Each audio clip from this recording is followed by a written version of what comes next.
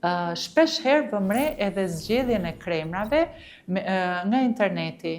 Edhe kjo është një mënyrë shumë e gabuar, sepse që të përzgjedhësh një krem, që të marrësh diçka për ta përdorur në lëkurën tuaj, unë mendoj që duhet patjetër të ketë personi që e jep, të ketë fytyrën dhe personin përballë. Dhe gjëja më e mirë do t'ishte, sidomos kur keni problematika të lëkurës, të drejtoheni te një mjek dhe kremrat të zgjidhni atje.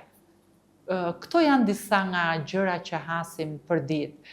Raste të tjera kur pacientët dëmtojnë lëkurën është kur mjeku ju jep një mjekim dhe për fatin e keq vazhdojnë për vite të tëra me të njëjtin mjekim pa bërë një rikontroll ose një çek tjetër tek mjeku.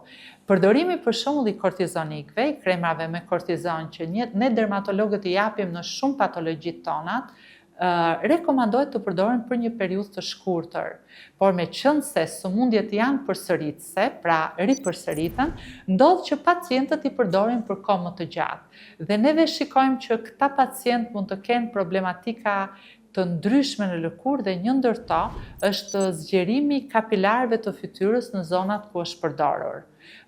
Dhe në momentin që mjeku tenton ta heqë këtë krem me kortizon, është jashtëzakonisht e vështirë.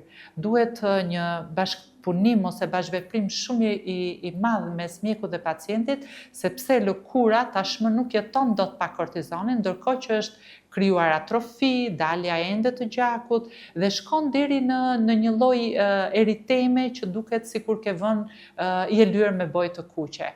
Janë raste ekstreme, por që ndodhin në praktikën tonë të përditshme ndodhin shpesh.